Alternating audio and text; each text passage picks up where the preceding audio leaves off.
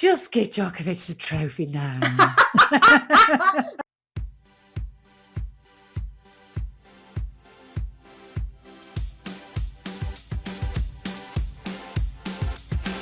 This is Trainer Talk, the podcast, brought to you by Sharon Gaskin of the Trainers Training Company and me, Ginette Tessier of the Get That Gang. In our weekly show, we cover news and views from our businesses along with a top-of-mind topic. Of course, it wouldn't be Trainer Talk, the podcast, without the Dog Walking Digest, and every now and again we invite a guest along to share their experience and expertise. After 90 episodes of just audio, we're now on YouTube as well.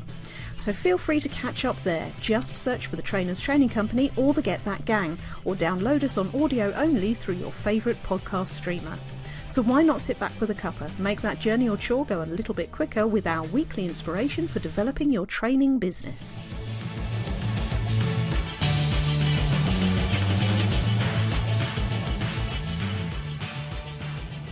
Welcome. This is Trainer Talk, the podcast, and we're at episode number 94. So, given that this is the 94th time that I've done this introduction, how you doing, Sharon? Let's keep going as we always do. How are you? How was your week last week? Oh, my week was same as many other weeks. What's new in Corona times? What's new? Oh my God, I was saying to somebody the other day that we're all busy, aren't we? We're all busy, but we're all busy doing the same things, aren't we? Yeah, you're not wrong. You always have. So, same old. Weekend was the same old, I guess. And, on a positive note, the Australian Open has started. Oh, has it? Right, okay. Yes, it started today. A bit weird because we're on the 8th of February and, it should be done and dusted by now. But, and it's had a bit of a rocky route. It has had a rough start. Yeah. So all these players were tested positive en route to Australia and then had to quarantine in a hotel for 14 days, which is not really the best preparation for a tournament, is it? So not really. That to contend with, and then the big downer is that, and he said Ryan.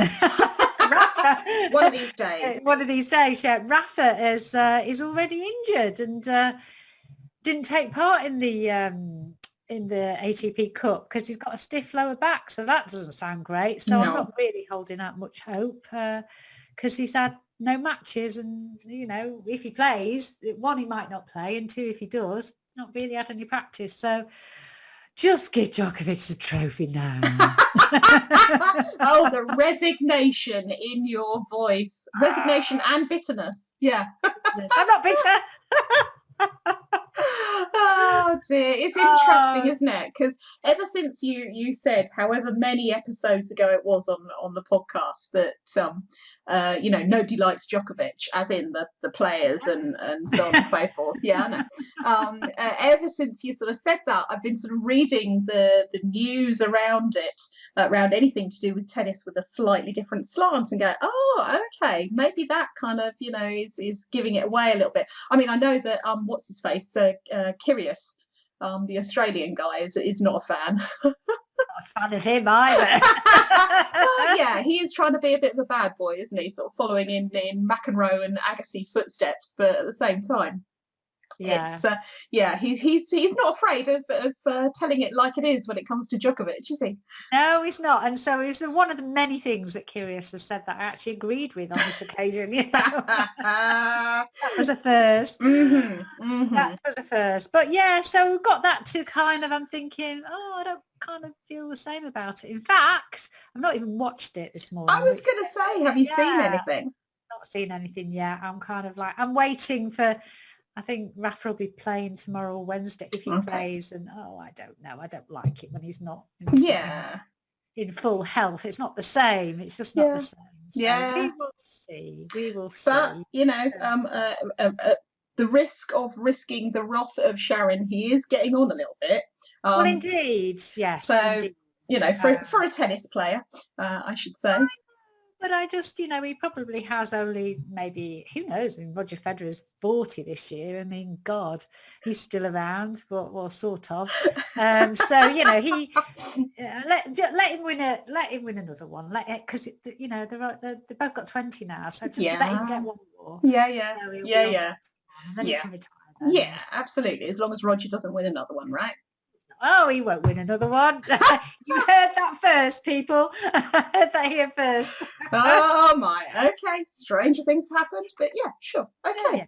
No worries. How long did Martina keep going? I'm sure she won trophies into her 40s.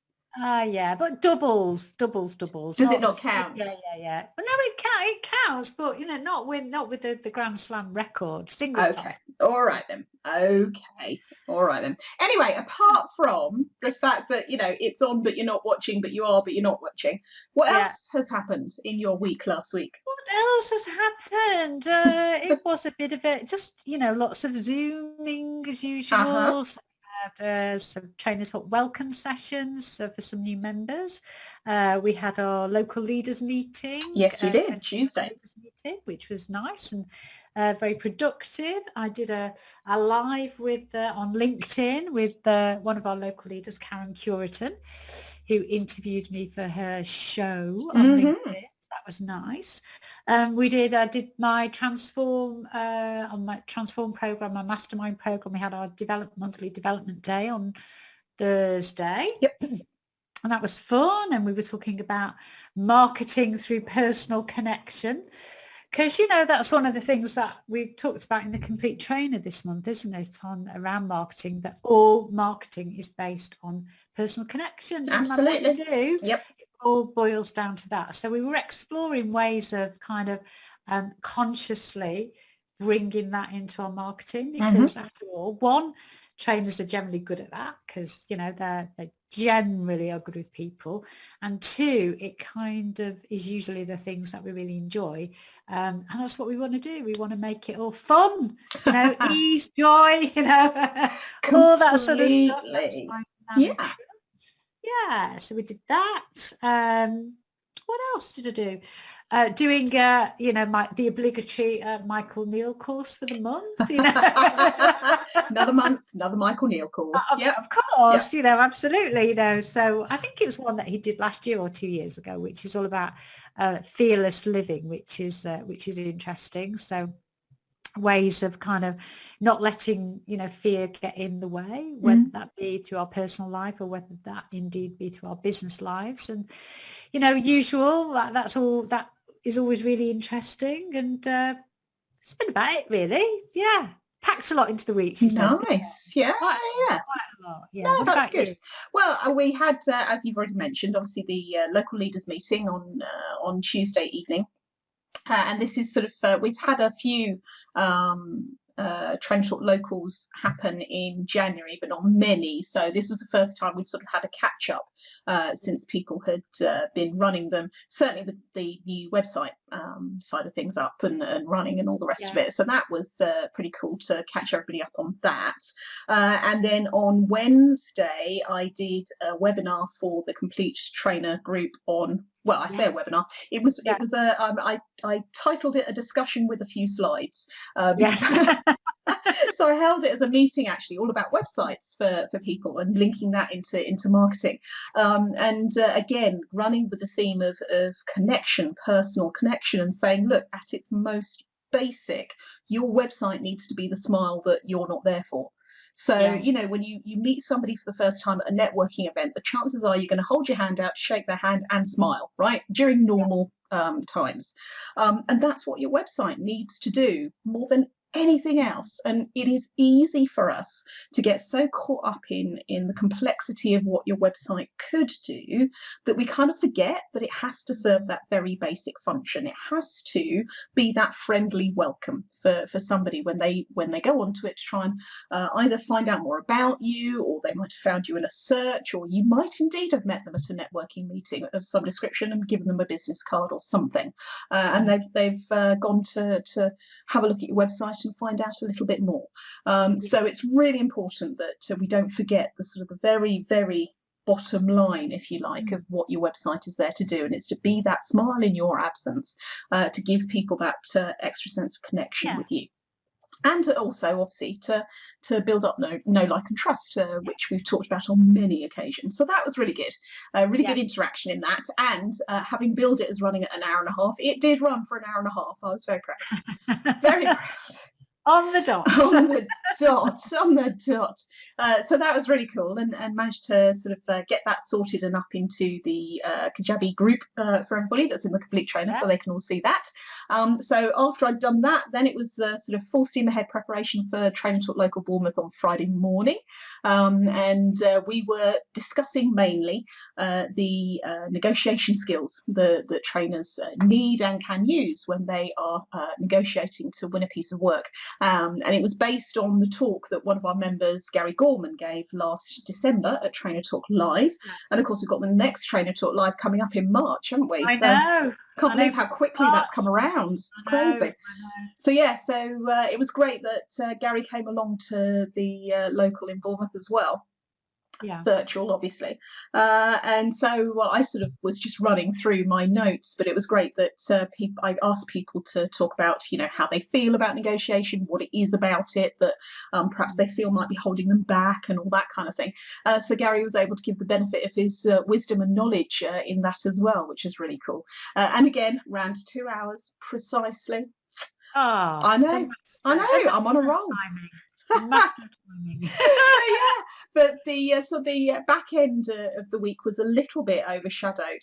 Well, in fact, the whole week was a little bit overshadowed by my mum's dog not being very well, which is kind of leads us on to our top of mind topic, which I won't go into just yet, just to sort of finish off talking about my week, so to speak.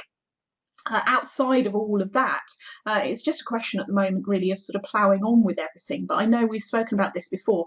I kind of got to the end of the week and just felt Zoom fatigue. It's kind of I've done enough of it this week. I just need to kind of switch the computer down and not be smiling, even though most of the time the Zooms that I'm having with people are people that I like and people that I want to have chats with, and absolutely they are people that I can't wait to see again in person. But you can have too much of a good thing, and well, yeah, indeed. Have you seen Staged at all? Oh yes, David Tennant and Michael Sheen. Yeah, it's just the best. It's just the best. And the first series, I literally watched that 3 times because it was just the best thing. It was just so funny. But it just reminded me of remember that bit when David Tennant went and he was just going, I hate this, and he was going talking to people in this box, in this box. It's like exactly. That someday, and you totally get that as you say, because most of the time, in fact, all the time, like yourself, I'm talking to people that that I like, that my clients, my members, or whatever. I love chatting to them, and I love chatting to people in general. But sometimes you just wish that you weren't doing it, that your world wasn't this box in front of you. Exactly. And on that note, actually, one of the other things I've been doing this week is talking to various people, getting speakers for Training Talk Live. Of course, yeah. Yeah, and obviously we've got our ones for March. We've got the wonderful Richard Woods and our very own Audrey Bodman talking. It's going to be sales-tastic, isn't it? Sales-tastic. It's just going to be such a good event. Yeah. We're going to be talking about email marketing and also about picking up the phone and talking to people, prospecting, all that good stuff. But I've been talking to people about the potential for speaking at Training Talk Live. I've been saying to them, but of course, it could be virtual, it could be face-to-face, but, I'm probably thinking that it's probably not going to be face-to-face. And if I was a betting person, I would say it's probably going to be next year until we return to face-to-face. And so I just wondered what your thoughts were around that, because, I think I was talking to somebody about it this morning, and I think on the one hand, there are a bunch of people in the Training Talk community who are just going, oh God, I can't wait for it to be, and please let it be September, or please let it be December. And I'd fall into that category for sure. But on the other hand, I think until everybody's really had the vaccine, and not only had the vaccine, but we've had this period of people settling into it Mm-hmm. and feeling more confident and more relaxed about being in a room full of other people, I don't really. I suppose what I'm trying to avoid is announcing this thing and then 50% of people going, I don't really want to go because I don't feel safe. Yeah. It's almost like I'm always a big believer in, if you're going to do something, you've got to do it properly. Mm-hmm. So if I can't do it properly, then I don't really want to do it. Yeah. So that's my feeling. I'd rather do it where everybody feels absolutely, totally confident, everyone's happy and we're all back, and rather than this halfway house thing. Yeah, I think you're right. You don't want a halfway house. You don't want to force it before it is safe to do so. But at the same time, I think that you know, all cynicism about the current government and the way they've handled this to one side, venues aren't going to allow mass gatherings of people until they're allowed to allow mass gatherings of people. And by that time, I would imagine that the vaccination programme will have gone through its first cycle of every adult and vulnerable children and whatever who need to have at the very least the first vaccine will have done so, and we should be well on the way to understanding how effective it is in those people that will have had their second by that point and second dose and all the rest of it. So that's fine. I'm very much of the camp that I really want to see other people besides those that I've been confined to seeing as a result of this thing, and can't wait to get back, and particularly can't wait to have another Train Talk Live in person, because they're such great events, and there are lots of people who have become really good friends in the community, and I just want to see them again. Apart from anything else, I want to see you and be able to give you a hug. I mean, it's bonkers, but at the same time, it's all of those things that you want to do it in a way where there isn't going to be this kind of shadow of, are we allowed, are we not allowed? Yeah, you want to be in a situation where it's like, no, we've been told this is allowed, it's fine, let's just do it, as opposed to, well, you can do it if you want to, but I do think we are going to have some people for whom it is still going to be a very scary prospect for them to go back into a situation where it's a room full of people, like we always used to, sort of, standing around at the beginning of the day, having a cup of coffee, cup of tea, whatever, just chatting, shooting the breeze, catching up, that kind of thing, or even sitting in a room full of people, even if you didn't want to do the mingling bit beforehand. For some people, that is going to be a really scary prospect, quite apart from anything else. I am a little concerned for those people who have developed, however strong or mild, a case of agoraphobia, where they're just afraid to go outside now.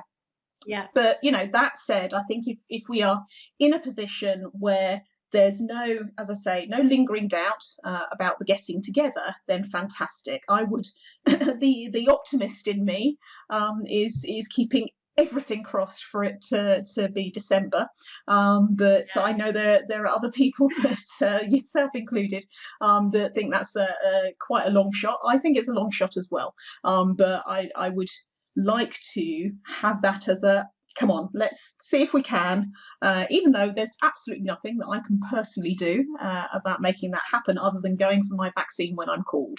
That's the only thing that I can do to help that along. But God, the alternative is kind of thinking, we're not gonna see each other at all in 2021, which just for me personally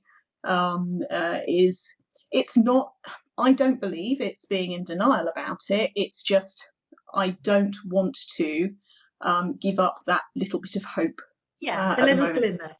The little glimmer. Exactly. And that's not to say I won't be pragmatic as and when the time comes. I mean, come the middle of the year, and I think the middle of the year last year, it was becoming pretty obvious, wasn't it, that we weren't going to see anybody for the rest of the year. But then, of course, everybody's focus got to, let's just get to the end of the year. And it still feels a little bit soon to be now going, yes, it's February. Let's just get to the end of the year. There's an awful lot of year to go before. Totally. There's just so many things that can happen. So many things. So yeah, I just thought I'd put that out there.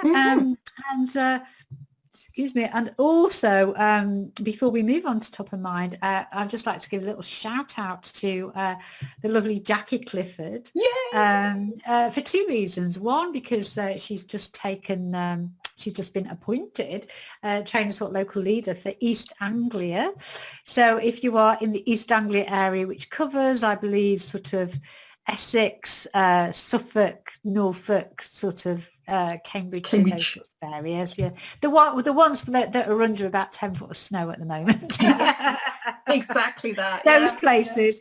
So if you're in those areas, then do come along to Jackie Clifford's Trainers Talk Local. That's one reason. And the other reason being, did you see that Jackie, she left a comment on our YouTube? Did she? I haven't seen that. She did say, yay, Trainer Talk podcast is back or something like that. Oh, hello. Fabulous. Well, did you see Gary Gorman that we were just talking about? He left one on our, I think it was the second episode in, saying, woohoo, look at you in Technicolor. Yes, here we are. So thank you, Jackie. Yeah. Thank you for taking the trouble to not only listen to the podcast, but to go and leave us a comment on our YouTube channel. So we do appreciate that. Much appreciated. Thank you. It's always nice, isn't it? And it's weird because one of the things, I think I mentioned it last week, but one of the things that I've started is recording a video every weekday for my Get That Going Facebook group. Although literally just as we started talking, I remembered I hadn't done one for today. So I must do that after we've done this and after we've done all the other bits that we normally do on a Monday. Mondays are really busy days. I know they are. Yeah. But yeah, it's one of those things where I know that people have been watching because some of them have told me that, oh yes, I saw your video on that thing, that was really interesting, or whatever it might be, which is lovely to get that. But in the moment of doing the live, and I know you don't like doing Facebook lives when you don't know that people are watching you, but these are 2-minute tips, so by the time people have picked up on the fact that I'm live, I've kind of gone again. So they're designed for people to not necessarily see them live, but to be able to tune into them at some point during the day. So it is nice doing them, thinking and not having that pressure of, oh god, nobody's watching in the moment, but then knowing that people are definitely watching them and getting something out of them, because they're only, as I've mentioned before, they're only designed to be sort of thought stimulators, just like a passing phrase that you see, or something that you would hear from one of your Michael Neal courses, one of the many Michael Neal courses. You pick up, don't you? You pick up a phrase or a paragraph or a way of explaining something that just gets you thinking, and that's all they're designed to do. So it is lovely to get that feedback from people, that you have, achieved your purpose, which is to get them thinking about something, which is great. So really, really pleasing. I have written myself a big note to say, do your video for the Get That Gang, Ginette, because otherwise I will forget. It'll get to sort of 6 o'clock today when I'm just about to switch the computer off and get my dinner and think, I didn't do that. So it's not a habit yet. Clearly, I've only been going for 2.5 weeks. So no, 3.5, well, 2.5. Brilliant. Well done for doing them all so far. I think you should pat yourself on the back. There we are. Pat, pat, pat. There we are. Yeah. Done. There we are. So moving on to Top of Mind, actually, this sort of ties in with the Dog Walking Digest, does it not? Mm-hmm. Should we sort of slide into should we mix it up a bit? Should we slide into the Dog Walking Digest and then slide into Top of Mind as we're talking about that? Yeah. All right, then. That sounds like a plan. And I like that we have, hand gestures to go with it as well. So we're sliding in. Okay. Sliding in. Yeah, absolutely. Yeah, follow along with us, viewers. Yeah. We've turned into a fitness channel as well at the same time. We do a bit of hula. Sliding in. Yeah. Okay. All right. So do you want me to explain the dog walking or dog related story, which I've alluded to anyway, but since Christmas, my mum's dog, and I have talked on the podcast before about how my mum's dog is a cockapoo, a little bit more cocker than poo, and he's a feisty little thing, doesn't really get on with Scamp, but as long as they kind of ignore each other, everything's fine. But he is very lively, he loves human attention, blah, blah, blah, all the rest of it. Lovely little dog, just a little bit annoying sometimes when he tries to protect the house from Scamp coming in from the back garden. And then we have handbags at dawn, and then it's all over again, as dogs do. So since Christmas, he's had sort of recurring illnesses, and originally it started with his eye, so we had to have eye drops and all that kind of stuff, and it looked like he might have a tumour behind his eye, turned out just to be a cyst or a something. Anyway, it was treated with antibiotics, and that went down, and everything was fine, no problem. Then about a week later, his eye started playing up again, and then that went down again. Then about a week later, long story short, he started last weekend, not the one just gone, but the weekend before, he started sort of snoring really loudly. Now, some dogs do snore, just, as a matter of course. He never has, and neither does Scamp. Scamp will have dreams and will make funny noises during his dreams, but he generally doesn't snore, and neither does Copper. But he started snoring really badly, and this was still off the back of not being quite sure what was going on with his eyes and that kind of thing. So Mum had been to the vets quite a few times. So when he started this snoring, we were going, oh, do you know what? It's just a cold. He's got a cold. That's what it is. Dogs get colds. It's quite unusual, but it does happen. Okay, fine, no problem.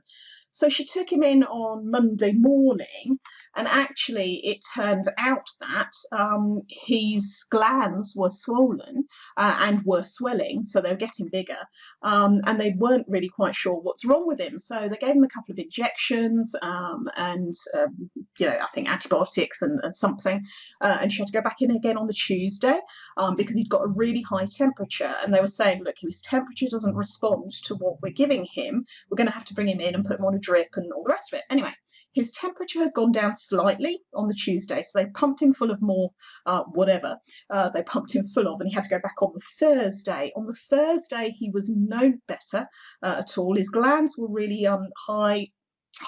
big, enlarged around his throat, around his neck. He was really struggling to breathe, and they were very, very worried at this point that actually it might be something quite a bit more serious, something like cancer. So took lots of sort of blood samples and tests and all the rest of it. This was on the Thursday. He wasn't released to go home until about 3:30. And the vet was saying, look, we're going to rush the results through for you, but they're a 2-surgery practice, and they had to close one of their practices or one of the surgeries down because they had a member of staff who caught COVID. So it was, they were trying to sort of juggle everything and had a bigger workload than normal.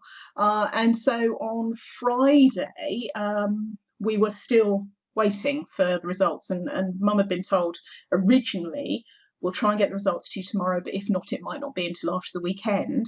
Then on the Friday, she was told, look, we're rushing things through. We're trying to sort the results out for you. If you don't hear from us today, give us a call tomorrow morning. So at least, we would have got them. So on Friday morning, I'm sort of trying to run the Trainer Talk Local at the same time, get a phone call right in the middle of it from Mum. So hurriedly, and thank you, Gary, you are my saviour in this, had to say to Gary, could you take over just for 5 minutes? I'm terribly sorry. I'm just going to have to take this phone call, which is obviously terribly rude Zoom etiquette, but this was important. This is, something happening over and above what was going on. And I did explain to them all that, we were waiting for news from the vets and that kind of thing. So I took the decision to go up to Mum's. Now, normally, because we're in a support bubble, I would normally go up sort of later on a Saturday afternoon and spend Saturday night there and have Sunday lunch, and we take the dogs out for a walk and blah, blah, blah, all the rest of it. But of course, this was a different situation. So I decided to go up on the Friday afternoon just so I could be there for when the results came in, whether it was good or bad or whatever it was in between. So it got to well, it was beyond wine o'clock. So normally we have wine o'clock on a Friday. Well, you know, there was wine o'clock on the Friday, but I just, as I say, wasn't in a Zoom frame of mind because we still hadn't heard anything from the vets. And poor Copper, I mean, honestly, his breathing was so laboured, and his tail was down, and he wasn't eating anything and barely drinking and all this kind of stuff. And then at 9:30 that night, the vet phoned, and of course we'd assumed by that point we weren't going to hear anything until the Saturday morning. The vet phoned, and she'd sort of got the results back, but they'd come back to say it definitely wasn't cancer. Yay, brilliant, all the rest of it. But it couldn't tell her what it was. So she had to do research in between all the other appointments. She'd spent all afternoon and all evening researching what this possibly could be. And it turns out he's got some rare infection of the lymph nodes, which apparently affects particularly Springer Spaniels. Now, he's Cocker Spaniel as opposed to, but, you know, there could be Springer in there, of course. And it's got some very long sounding name. And I was joking with you before we started recording that the name of this disease is longer than Amy's job title. So, I mean, you know, I've got no hope of trying to remember what it is. But it is steroid responsive. So, of course, the next trick was to get the steroids and then try and get the steroids into him, which was a whole saga and fun and games in itself because he hadn't eaten, so he was being unwell. And because his immune system was compromised, we were trying to get these antibiotics down, which were like horse pills, and he wasn't having any of that. Every time he tried, he spat them out again. And oh, God, nightmare, absolute nightmare. Long story short, I know I promised it was long story short, we managed to get one down him earlier on Saturday evening, and then managed to get another 2 down him later on Saturday evening. And since that time, I mean, it was almost an overnight transformation. The glands have gone down. He's breathing much more easily. He's starting to be more of the old dog, and, you know, starting to do things like wanting to chase Scamp up the stairs and all the stuff that was really annoying before. I never thought I would be in a position where I was missing saying my favourite phrase, which is "shut up, Copper." But but yeah, poor little love. I mean, he is on the mend, which is fantastic. But God, trying to process all of that, and touch wood, thank God it wasn't Scamp, because there's no way I'd have been able to do any work on Friday, or not very much at all last week, to be honest, if that had been him. But trying to process all of that and deal with all of that at the same time as doing work was really what sort of brought us onto the top of mind topic today, which is all around, okay, how do you keep your business going when you've got this massive life event that is kind of happening to one side, but it's encroaching, and, you know, what do you do? Well, it's very difficult, isn't it? You know, I think probably lots of people who are listening to this right now, or maybe they're not even listening because, you know, they've got something going on in their life, which is, you know, for a lot of people it's homeschooling, you know, which has really thrown a curveball. I mean, how do you, well, I think for a lot of people, you know, working from home when other people are working from home is difficult, because if you've got your own business, then and if you're a trainer, then generally you do work from home, apart from when you're out delivering training. But, you know, the rest of the time you're at home, which is great, it's all well and good. But if you are all of a sudden you've got your other half, or, you know, or in one case, I know there's a Trainer Talk member who has got his other half and daughter working from home as well. You know, so all of a sudden, especially if you haven't got the space for you all to be in, you know, completely, you know, it must be very, very tough. And the homeschooling thing, you know, I just take my hat off to. I don't envy anybody doing that. Because I know when, thankfully, you know, my 2 have grown up, but I know that if we'd have been going through this right now, it would have been a nightmare. Amy would have been absolutely fine because she's so conscientious, she would have got on with it. But Ryan, you know, I once observed him when he was supposed to be doing his A-levels, and he did, as you know, he did the supposed education for his A-levels in Spain. at the tennis academy, but he actually had to come back to this country to actually sit the exam. Right. So he came back about a week before he was supposed to take them. So I observed at first hand what so-called revision was. And it basically involved him sitting at the kitchen table with his notes, with his headphones into his phone, listening to music for about 15 minutes and then just going, oh, and then going off and doing something else. Like, so I kind of really sympathize with a lot, particularly with boys. I think, it's really difficult to get them to sit down in one place and focus and concentrate. So and you've got to do all that, and then you've got to kind of concentrate on your own business as well. It must be really, really hard. Oh, definitely. Really hard. Definitely. I mean, trying to sort of juggle all of these things. And we were saying, weren't we, that running a business is great if there are no other factors to take into consideration, because you start your day when you feel like it, and you keep working and you do stuff and then you finish and away you go, and rinse and repeat kind of thing. But of course, nobody's life is like that. Nobody has this kind of perfect situation where they have absolutely nothing else going on in their life besides the work. There's always something to think about, but it's not just the kind of the day-to-day distractions, like putting some washing on or something like that, because that's the kind of routine sort of stuff that we all have to navigate. How do we integrate that into our lives when we are working from home? It's more the stuff that sort of comes along to go, right, okay, you have no choice but to deal with this thing. It's you can't put it off until later. You can't sort of go, oh yeah, I'll deal with that next month. You can't kick it into the long grass. And very often for people, you can't delegate it to somebody else. So you're left with this choice of, okay, I've got these two competing things, both of which are important. And particularly from a work point of view, you might be in a situation, and there are very few people who aren't in this situation, but some people feel it more keenly than others. And what I mean is, if you're not working, you're not earning.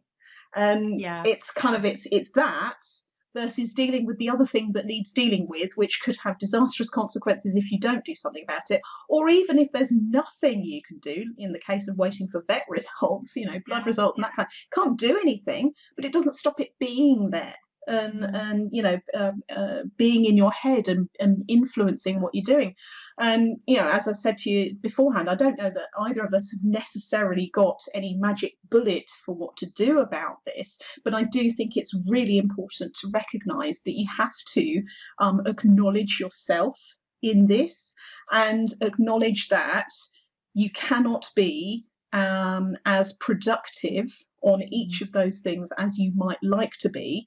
So you have to make a choice as to where your attention is going to go and when, and be comfortable with that choice, and be forgiving of yourself. Absolutely. Yeah, it's totally about being kind to yourself. I mean, I think I've mentioned this on many occasions on, what my attitude to school holidays was and ended up becoming. So when I first started my business, I was kind of like, I'm not going to let school holidays sort of get in the way. And, I remember just putting all my kids, they were in childcare, or when they got a bit older, they did activities or, whatever. I was determined, that I would just sort of carry on as normal. And then as they got a little bit older, they would tended to be at home more. And then I would just have these completely unrealistic expectations about what I actually could achieve in the holidays, and which were totally unrealistic. And I just had to revise my expectations. And then, because I was just beating myself up all the time, going, I didn't get this done, I didn't get that done. Or then on one hand, and then on the other hand, you've got the guilt going on about, I haven't spent any time, with the children or whatever. So I just sort of, I then really started to take the attitude of, do you know what, I'm not going to plan anything in the holidays, because I never get it done anyway. So, just write the holidays off. And as soon as I did that, it was like a big weight had been lifted, because it's about getting real, getting realistic, being kind to yourself, and just accepting that is just the way it is. And that's the way you deal with it. Yeah, it's interesting, isn't it? Because I mean, I had been practicing for many years, just not trying to force myself to be creative or be productive when it just wasn't going anywhere, with my head, with my brain, with whatever was going on. Now, I was, deadlines notwithstanding, if I had the opportunity, I was very fortunate to be able to go, do you know what, I'll do that over the weekend, or I'll slot that in for a different time, because it's just not going anywhere. I can't force it with my brain at the moment. So, I had a little bit of practice of doing that stuff. But when you've got no choice, when it's kind of, you have, this is the 10 minutes that you've got to do this thing, or you won't have time to do it for another 3 weeks, or whatever it might be. That might be was probably an extreme example, but it feels like that, doesn't it? It's kind of, oh my God, I've got to get this thing done now, because if I don't do it now, then I can't do this, and and we've got all these competing things. And like you say, I think sometimes you just have to say, do you know what? I've got to make a decision. Do I do that thing, or do I do that thing? Because I can't do both. And then whatever decision I make, I have to be kind to myself and not beat myself up for not doing the other thing. Because it's going back to what we were talking about last week, when having too many things on your to-do list, and what spoke to me last Monday morning was when I was listening to Robert Holden, and I mentioned it last week, where he said, you will not get everything done on your list, or you will never get to the end of it, and that's okay. You just accept that. And that really did speak to me, and has done when I think about it on many occasions over the years. You just have to accept that. A bit like when I first had children, I used to be such a house proud person. Oh my God, I literally would, I'd work all week, and then my weekends, the first thing I would do is I'd clean the house and do my shopping and clean the house and do all this stuff, because I still do like to have a reasonably tidy house, but when children came along, I was still trying to live up to the standard of, I've got to, have this incredibly tidy house, and I've got to look after the children, I've got to do this, and I've got to be a perfect mother, and I've got to go to work, and I've got to look good, and all that, all that kind of stuff. But I quickly realized that you have to, as I said to myself, you just got to lower your standards. You have to lower your standards. And we used to have fridge magnets on our fridge for many years, which said something to the effect of trying to keep a house tidy when you have children is like trying to shovel snow when it's still snowing. And I just thought that just sums it up perfectly, because you just will never, you're fighting a losing battle, and unless you lower your standards, then you're just going to be miserable, because you're never going to attain this level of perfection that is just so totally unrealistic. When you've got 2 kids and a dog running about, it's kind of, no, it's not going to happen, is it? Totally. So, well, I mean, it's a bit like when you have a terrier who's got one molting season for 365 days of the year. Yeah, exactly. Just, if I tried to keep this place clean and free from dog hair, then I would be cleaning 24 hours a day. It's just, impossible to try and do that. So you have to, like you say, you have to adjust your expectations, adjust your standards. Or just be comfortable with okay, fine, but what difference? And particularly at the moment, who's going to visit other people's houses? So what? I mean, who cares? And frankly, I don't want to look back on my life and go, oh yes, I'm pleased that I've spent all that time cleaning. Yeah, okay. Well, exactly, exactly. So yeah, you just have to, lower your standards. Don't beat yourself up. Stop trying to push through. Push through. That used to be one of my phrases. I'll just push through. I'll just do it. Well, let it affect me. I'll just push through. I did that with the builders over the summer. I thought, yes, I'll just push through. Well, that didn't last long. No, yeah. That was some fairly forced rearranging of priorities there, wasn't it? So you just have to, because these things will come along, won't they? Yeah, definitely. And I suppose, that yes, this is touching on resilience as well, isn't it? It's sort of being pragmatic about what the situation is and what you're looking at and what you're trying to deal with. But it can be very difficult to put on that brave face when you do have something looming over you or something. And we know that a number of people in Trainer Talk are or are dealing or have had to deal with elderly parents and all the stuff that goes with that, and what have you. Very few of us are in a position where we can just down tools and just take a break from work like we might be able to do if we were in I was going to say proper employment. It's funny how it's funny how it still comes back, isn't it?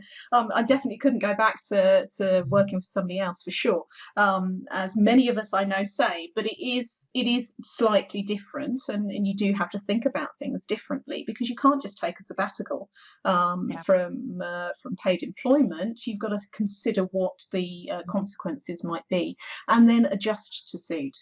So I think our core message through all of this is, just be kind to yourself, and recognize that we are not Superwoman, Superman.